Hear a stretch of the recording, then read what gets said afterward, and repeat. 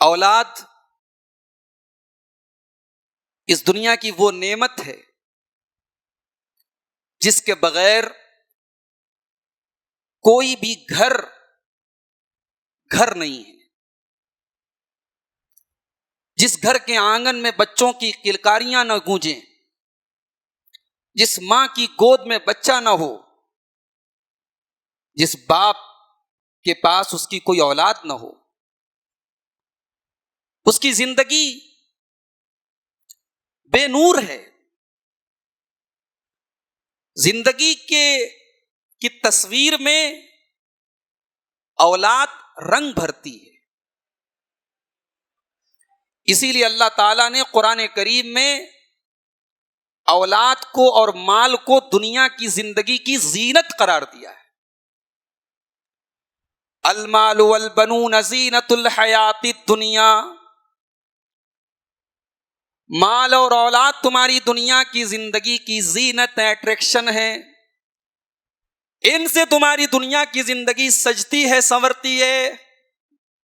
اولاد کے بغیر تمہاری زندگی میں چمک نہیں ہے، زینت نہیں ہے. اسی لیے اللہ کے بڑے بڑے پیغمبروں کو بھی جب اولاد نہیں مل رہی تھی، انہوں نے اللہ سے گڑ گڑا کر کے دعائیں کی. حضرت زکریا علیہ السلام اللہ کی بارگاہ میں دعا کر رہے ہیں، رب لا تذرنی فردا وانت خیر الوارثین. پروردگار مجھے اکیلا نہ چھوڑ، مجھے اولاد کی شکل میں ایک وارث عطا فرما دے. ابراہیم علیہ السلام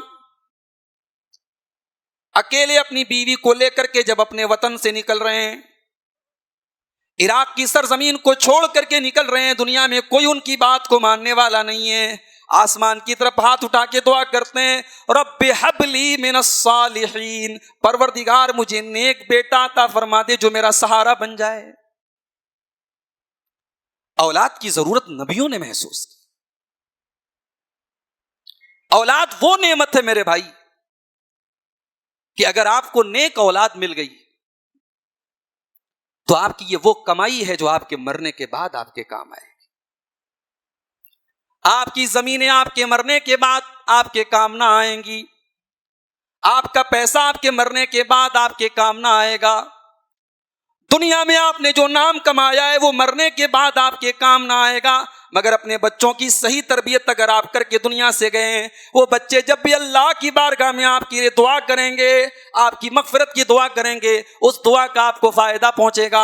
اللہ کے پیارے نبی فرماتے ہیں، صحیح مسلم کی روایت ہے، جب انسان مر جاتا ہے، اس کا انتقال ہو جاتا ہے، تو 3 چیزیں مرنے کے بعد بھی اس کے کام آتی ہیں.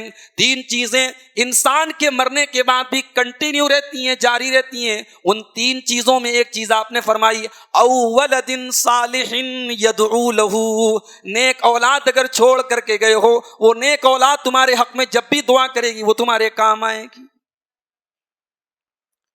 اسی لیے اللہ نے قرآن میں اپنی نعمتوں کا جب ذکر کیا تو اولاد کا بھی ذکر کیا. قرآن مجید کا 14واں پارہ اٹھائیے، واللہ جعل لکم من انفسکم ازواجا.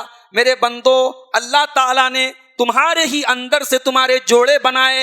اس نے مرد کے لیے عورت کو بنایا، اس نے شوہر کے لیے بیوی کو بنایا.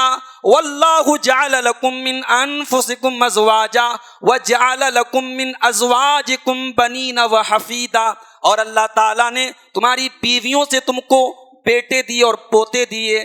بیٹے ہوئے، پھر بیٹے کے بعد پوتے ہوئے. تمہیں اللہ تعالیٰ نے جس طریقے سے بیویوں کی شکل میں ایک نعمت دی ہے، ایسے ہی بیویوں کے ذریعے تم کو اولاد جو دی ہے، یہ اللہ کی بہت بڑی It's Al Fajr Educational Foundation presentations.